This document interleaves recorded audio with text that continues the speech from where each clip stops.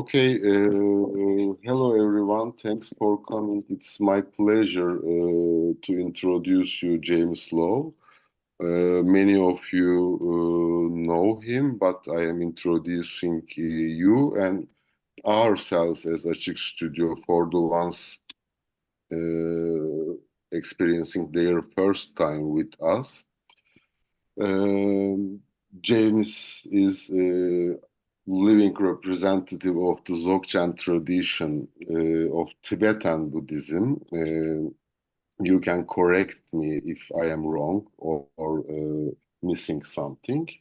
I think he will introduce himself and what he is bringing for us much more better than me. But it was very interesting for me to meet with him in London. He is actually a teacher of our co-founding partner, Acik Studyo's co-founding partner, Bahar Nihal Ersözlü. Acik Studio is co-founded by Bahar Nihal Ersözlü and me in Izmir, 8 years as a performance research initiative. In Izmir 8 years ago as a performance research initiative. And we are excited when performance practices are ancient and contemporary on the same time, like in Dzogchen tradition. And then so it was very interesting times for us in London. We were in a research visit with Bahar and our son Joshua, and we have been neighbors with James. We were experiencing times of crisis, and also the world was experiencing times of crisis as it is still going on now. And I wanted to ask James, may we live in interesting times? May we survive in interesting times? Can we stand to an ongoing crisis, chronic liminality? It is bringing us an opportunity of being in the moment, but it is also possible to make ourselves easily exhausted with these conditions, and but it is also somehow giving a pleasure for us to extend our limits, expand ourselves, but how to survive in these conditions. Evet, kısaca böyle. So, James, it is just a introduction for you. So here you are. Okay. So it's a great pleasure to have this first real contact with Turkey in terms of Dharma. Yeah, there are many crises around at the moment. And what I will try to do is to outline a Buddhist understanding of the nature of the crisis. Generally, a word like crisis indicates something unexpected or sudden or very disturbing. Well, we know that events are always changing in life. The climate changes, the economy changes, political structure changes. Since we were young, we've experienced many different things, and we cannot go back to the experiences of our youth. We are both connected with the past and separated from it. This can create a kind of uncertainty. Well, who am I? So one way to remove that anxiety is to say something very definite to define your own situation. And of course, to define other people. So it's normal for us to be able to describe how other people are, other systems of government are, and to have opinions about it. And of course, we don't want to feel stupid. So I have some ideas about something. You have different ideas about, we might say, the same thing. Two different opinions, one situation. The easy solution to this tension is to be very clear, you are wrong. And the advantage of you being wrong is it confirms that I am right. This process of resolving conflict by domination is pervasive. The times we live in are complex, and they become ever more complex with technology, people's moving, instability of the crops, and so on. From the Buddhist point of view, they say all that we experience, all compounded things, all things which are created and put together arise from causes. These causes are quite complicated. That means that we have to gain some knowledge, some information about how various factors started to operate.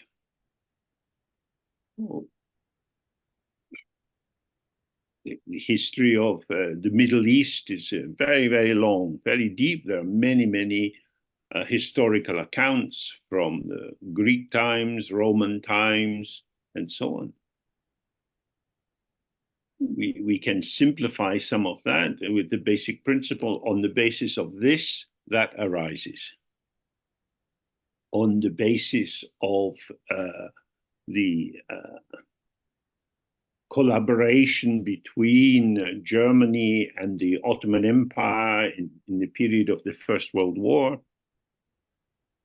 it meant at the end of the First World War, with the defeat of the Germans, this put some pressure on the remnants of the Ottoman Empire. If the Germans had won, it would have been a different story. That is to say, there are many side effects or collateral damage that spread out from one particular crisis point. And with that change in the Ottoman Empire, it's like some big carcass was left. And then flying through the sky came the great colonial vultures, the French and the British, and wanted to divide up the territory between themselves. Then, with the Second World War, the British were losing so much money, so much power. At the end of it, they were very tired. And so sorting out the problems of the area that they had been happy to take hold of became too much. And due to that, it created a vacuum into which these refugees coming from Europe managed to establish Israel.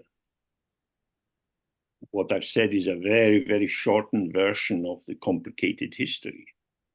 But what we can see is like these great winds of people's desires and hopes and fears and successes and failures keep blowing and moving around so that there's great turbulence. So one possibility then is to say, oh, friends, brothers, sisters, how shall we collaborate? How shall we work together to make something good?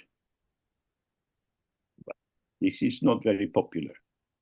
Why should I share when I can steal? It's mine because I say it's mine. And if you object, I will shoot you. So this is the great quality of our sophisticated human minds. Now, often we try to understand, well, who are the good guys and who are the bad guys, and why are they doing these cruel things to other people? We try to make sense of why would people be so unkind? And of course, it's difficult for us to penetrate very far into this because we have people who are guaranteed as authentic, And then we have the others, the illegitimate ones. So those who can have the law and use the law become formally, in formal terms, good. And the others become terrorists. That, of course, is not the whole story, because terrorist is just a word. It's just an interpretation. There is no essence of terrorist. What are called terrorists by one group are called freedom fighters by another. So if we could accept the complexity of situations and see the world in sculptural terms, our opinions would be different. When we see things in 2 dimensions, it's easy to pin a name onto it.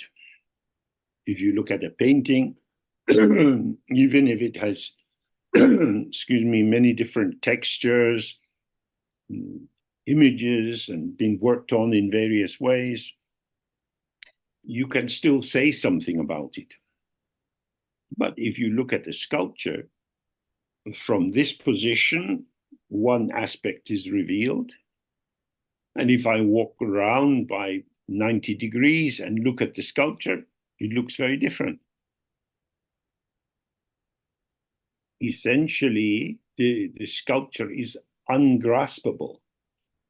Whatever I say about it cannot catch the complexity of the various angles and shadings and indentations and so on. Well, this is our real question, that in times of crisis, do we retreat to a 2-dimensional frame in which we feel confident we know the truth about what's going on? Or can we bear to stay with the uncertainty and not knowing of a more sculptural vision? So when we have a sculpture, we experience many different things as we walk around it, and we might kneel down and we might stand on our toes to look down a bit. It has such a vastness of potential. But that means we have to live with uncertainty. It could be like this, it could be like that.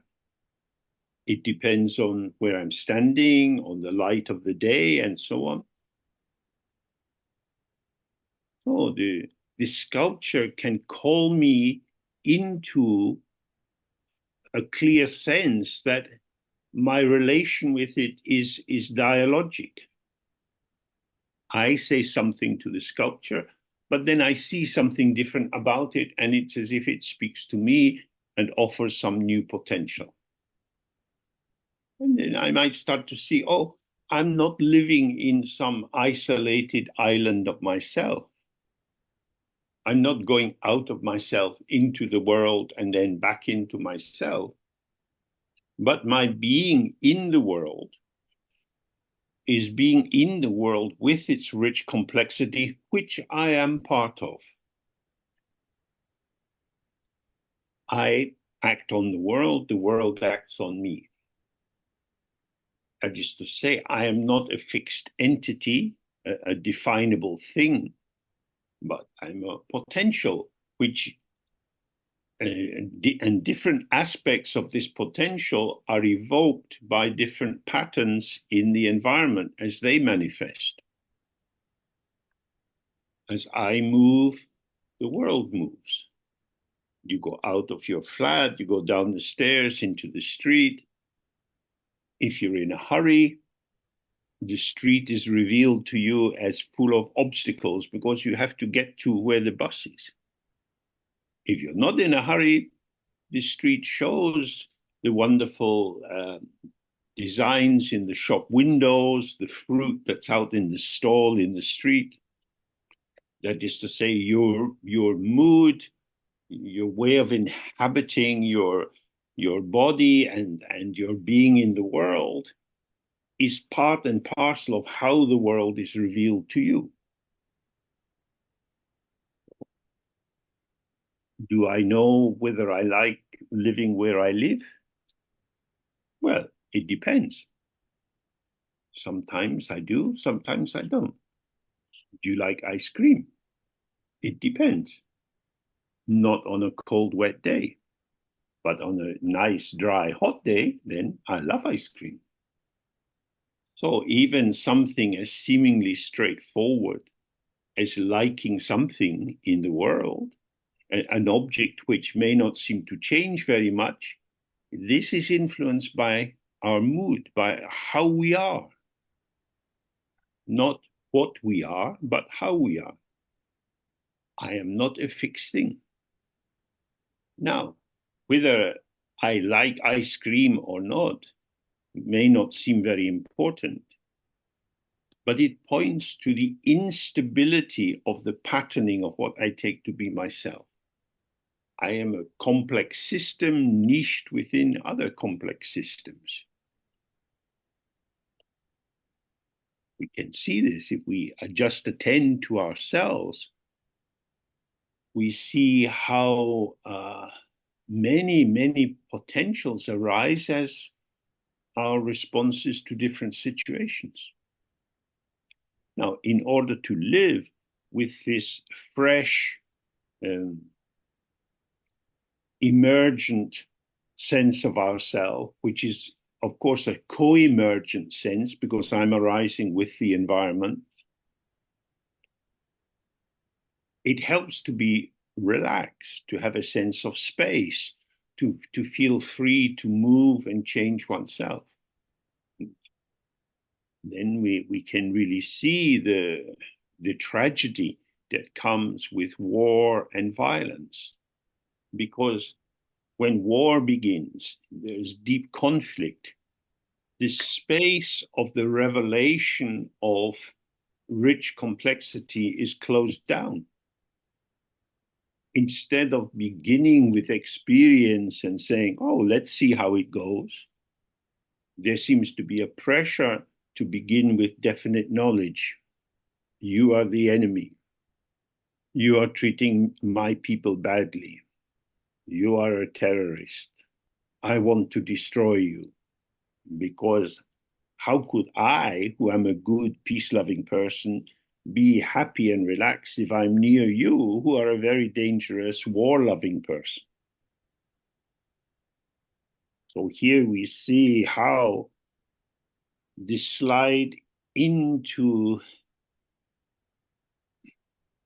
a collapse of aesthetic appreciation of the richness of the world arises.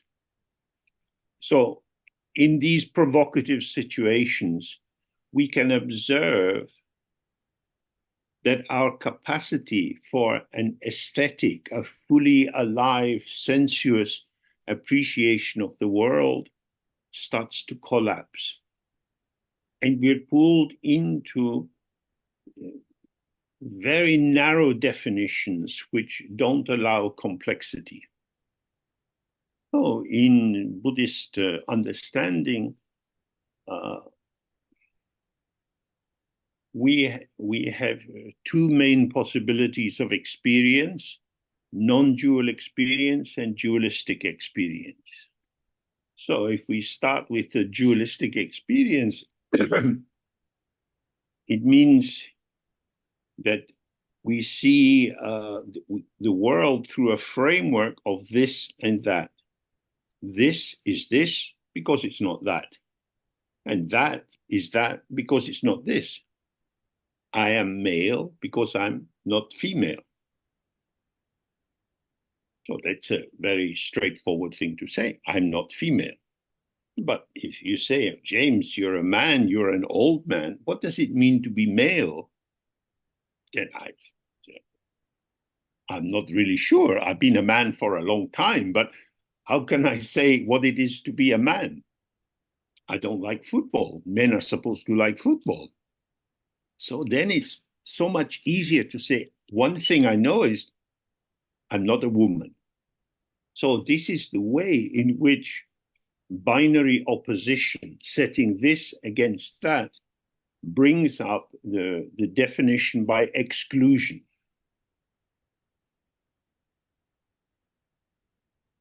But this allows me then to put my attention towards what I am disowning, what I am rejecting and saying is not me, and I don't have to really attend to how I am.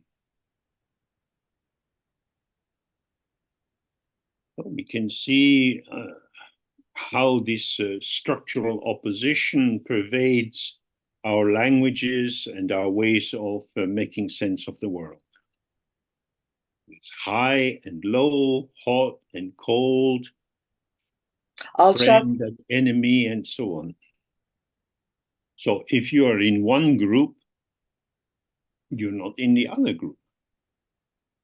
This is a very crude and indeed violent slicing into the enmeshed rich complexity of the world.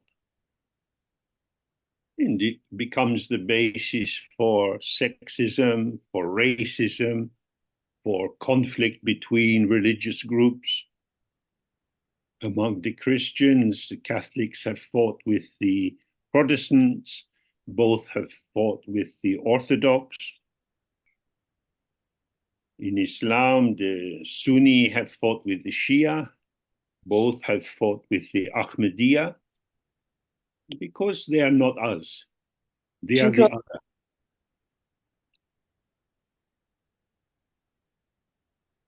So this is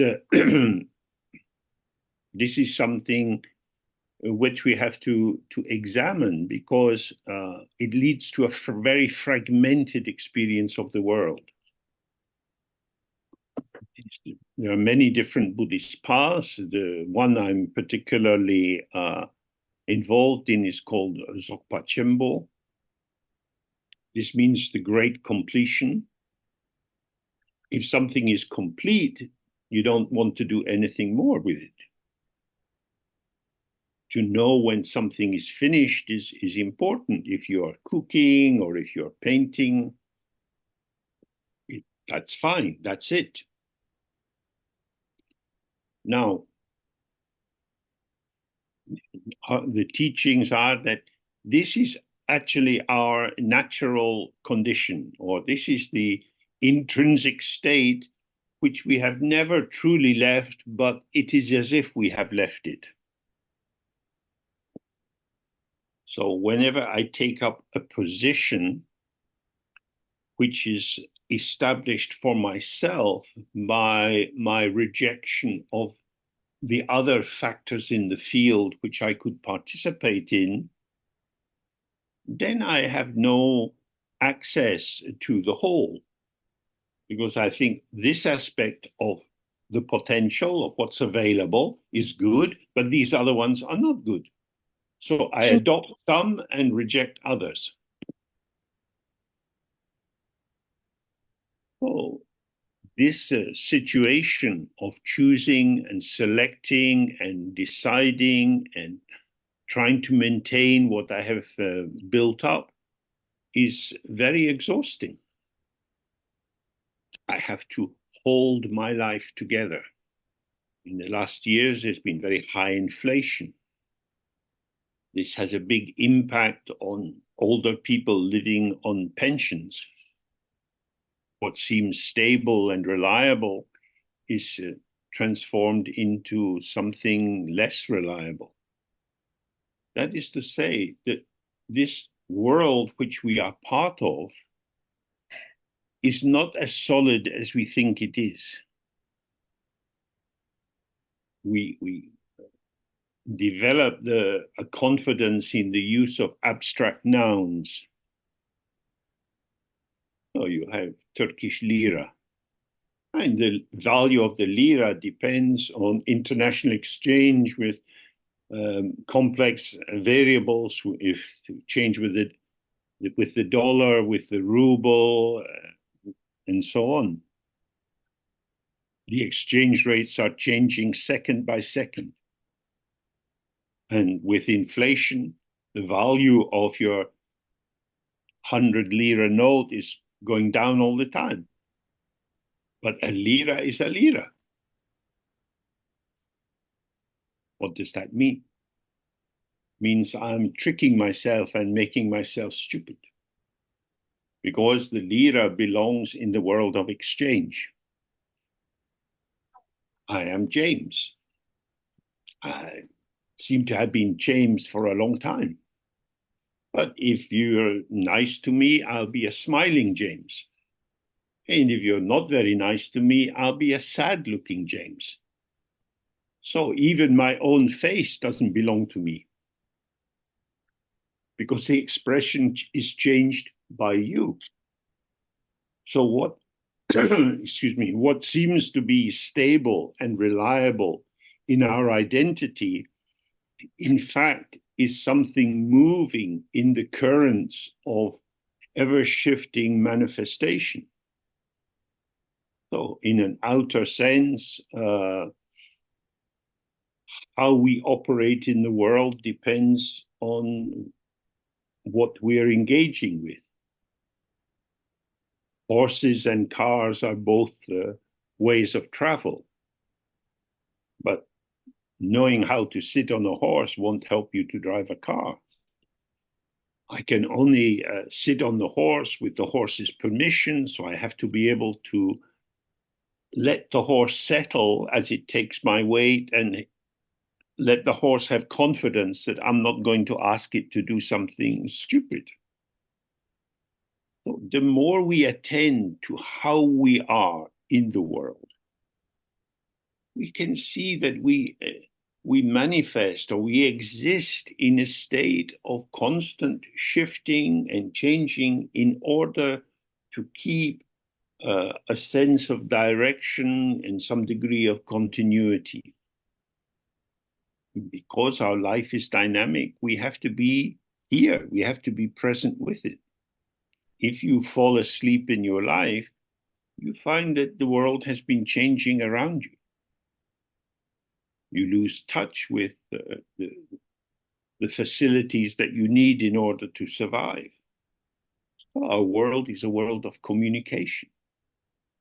Although our language would indicate that it's a world of separate entities. When we look around the flat we live in, we see that everything has occurred on the basis of ideas. Oh, I'm drinking some water from a cup. And the cup is just a cup. But the cup is a manifestation of the mind. It's made by hand by a potter and painted by the potter and then glazed. Now, the pattern on the cup is not very sophisticated. It comes from a pottery where they produce these more intuitive, let's put some red and green together. In this, in the beginning, it was just one potter exploring what he wanted to do, and he was able to sell plates and cups. Then more people wanted to buy it. So he had to employ other potters, and it became like a little handmade factory. So they make cups and plates which have the design of non-design. So this is how you cannot get away from the mind. Everything is that we experience is interpreted or responded through our thoughts, feelings, memories, hopes, fears. Oh, my world exists for me as I interpret it. Indeed, my world is my interpretation. So how would I be if I did less interpretation? If I didn't have to tell the world what it was, could I trust that the world would show me how it is? That is to say, the proactive, monologic activity of defining and fixing things in place with my own idea, this can give us a sense of power. I am the one who knows. I am the one who decides. But actually, that's a lot of work to do. What will happen? Let's see. Oh, but I might not like it. No. I know what I like, so I need to make sure I get what I like. But somehow, no matter how hard I try, it's never exactly just how I wanted it to be. So with this dissatisfied, egotistical feeling, my work never ends. I'm always busy. So in the history of Buddhism, when the Buddha was young, he also was very, very busy. He was being trained to be a powerful person as the son of a rich man. Then when he saw that this wouldn't solve the problems of death, of what is the meaning of life, he left the home and became a wandering ascetic for 6 years. Ascetic means depriving yourself of food and drink and sleeping on hard stones and so on. So he did many kinds of yoga and meditation practices, but no success. He still felt persecuted by his habitual thoughts and his emotions. So he decided something had to change. And he collected some soft grass and made a seat on a hard piece of stone. Before he would have been sitting just on the stone, but now he put the nice soft grass there. And he sat to meditate. And he decided, I have been trying and trying and trying, so I'm going to stop trying. How is my experience when I don't try to control it or direct it or develop it? Well, he had been trying to get rid of what he took to be his negative thoughts, his bad habits, to get rid of them and pull in very good thoughts, which were more compassionate and so on. But it didn't work. So now he said, let the mind be as it is. So he's sitting, quietly breathing in and out. Some good thoughts come, some jealous and troubling thoughts come. And he noticed for the first time, oh, these thoughts come in my mind. I am not the thinker of the thought. I am not making them happen. The more he relaxed, the more he saw that thoughts, feelings, sensations would arise and vanish, just like the waves in the ocean. When very negative thoughts, hurtful, hateful thoughts arose, they vanished. And he directly observed that the less involved he was with these thoughts, thinking about them, trying to change them, the more they vanished very cleanly, not leaving any trace. Negative thoughts or bad thoughts, troubling thoughts come and go. Good thoughts, kind thoughts, compassionate thoughts come and go. And with this, he became more aware, oh, I am present. And this presence is the site or the space of disclosure. This is where revelation occurs, the revelation of the potential of the mind. Well, in this way, he was stepping out of binary opposition, not setting good thoughts against bad thoughts. That is to say, not telling the arising thought what its meaning was, what its value was, but staying present with the actual phenomenological quality of the thought. That is to say, thoughts are not things. Memories are not things. Plans are not things.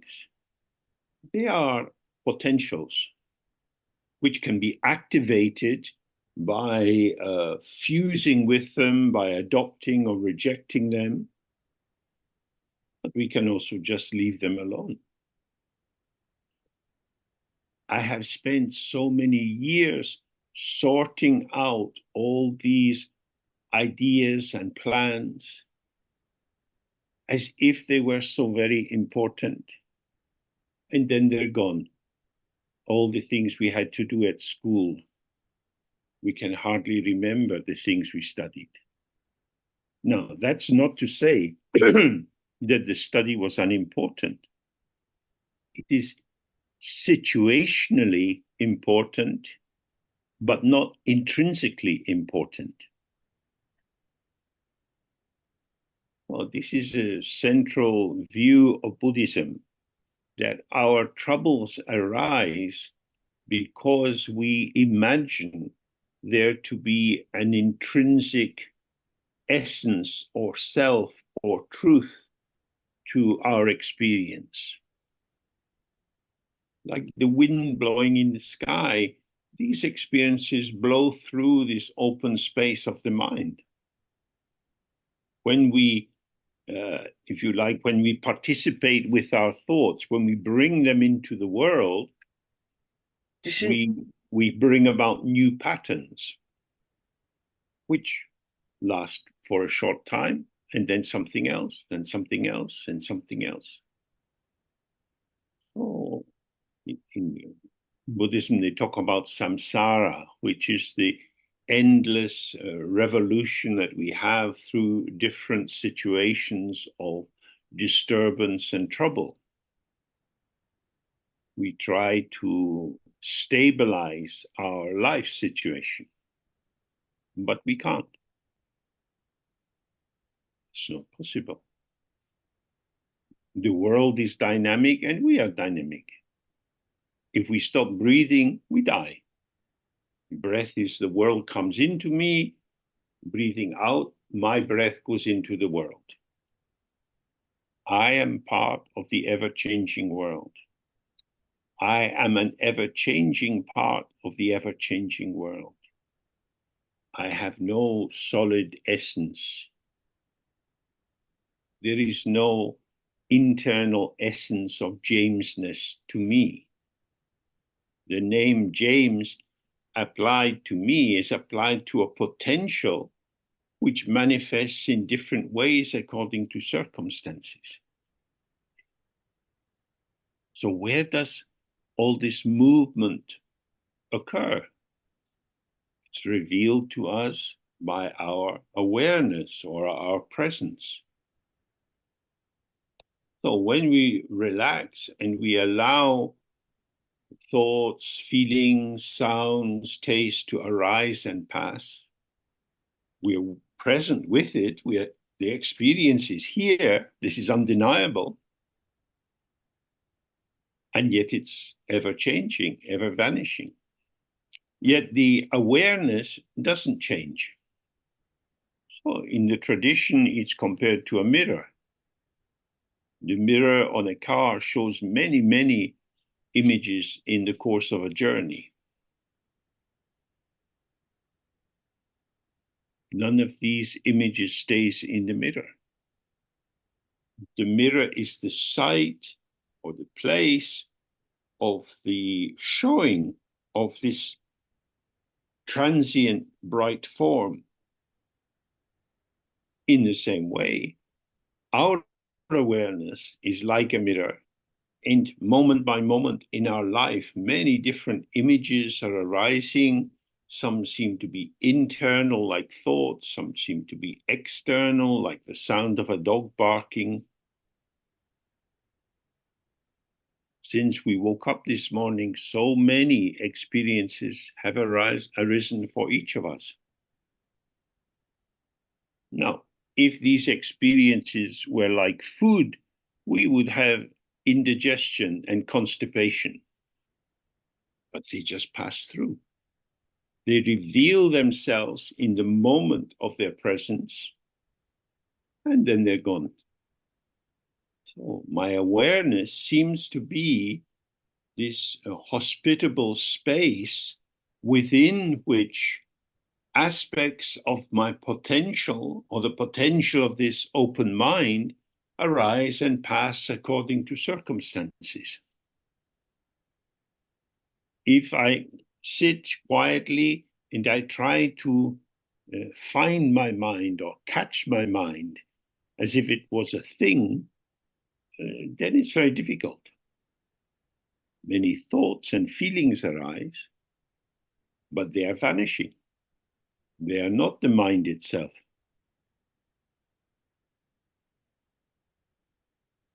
So what is the mind? Mind is the space or the openness or the unborn hospitality which doesn't block any form of revelation. My mind is open. When I look to find its essential content, it doesn't have any. The potential of a painting is much less than the potential of a mirror.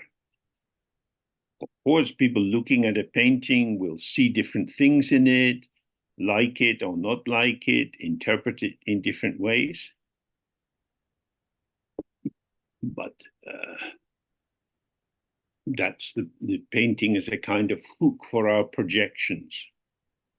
The painting has a defined presence with the particular shapes of the colors and so on. A mirror is not like that. It is the emptiness of the mirror that allows it to be a mirror. The mirror has no content of its own. If you look at the mirror and you see a reflection you don't like, it would be silly to blame the mirror, because the mirror is not limited by this short-term hospitality it offers to an unpleasant reflection. The mirror just keeps showing and showing and showing. Just as since you woke up this morning, you have had thousands and tens of thousands, hundreds of thousands of moments of experience. And it is the emptiness or the non-thingness of your mind, of your awareness, which is the basis of this potential to show whatever is occurring. My richness is my emptiness. If I was just one thing, then my life would be very diminished. But when we speak to different people, we speak in different ways. We change our vocabulary, the tone of voice, the grammar we use, and so on.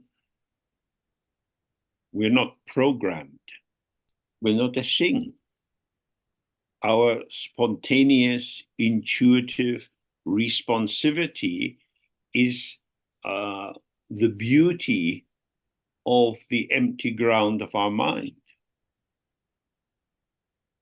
So we know that we can get trapped in particular patterns. We might be anxious or depressed or flirtatious, and that this restricted repertoire of responses cuts us off from truly connecting with others. We know that sometimes we feel a bit sad or depressed or anxious. And when we are in this state, we experience a restriction on our freedom to respond into new situations. Our potential is there, but it cannot be activated because it's as if it has a covering over it. In the tradition, they say it's like a candle or a lamp inside a clay pot. The light is there, but it can't be seen because of the covering. If you take the pot off or you break the pot, then the light can come out. So each of us has our own kind of clay pot. These are our habit formations, messages we learned in our childhood. If we had very demanding or critical parents, then we have a kind of anxiety. Am I doing okay? We see that our friends don't seem to have the same nervous reaction.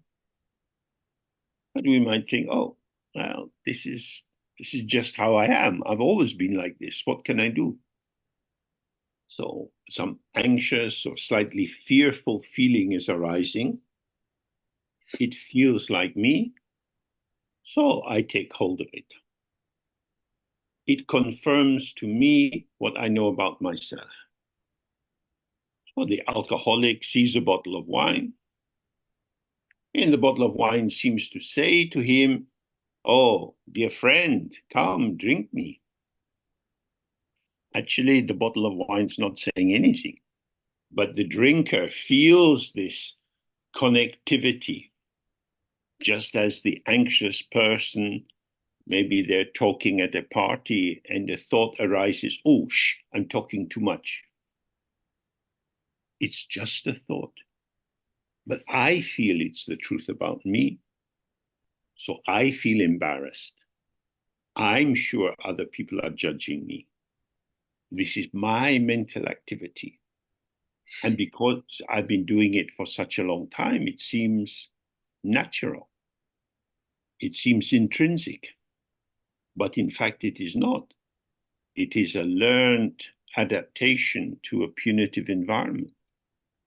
So, from the point of view of Dzogchen, the basic way to find our freedom is to neither merge with habit formations that are arising or try to get rid of them.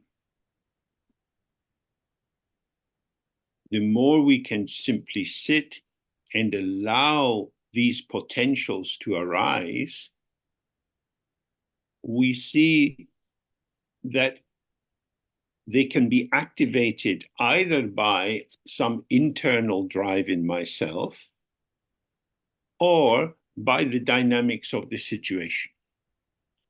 So our meditation practice is to relax and to release ourselves from our habitual identification with familiar forms of thoughts and feelings.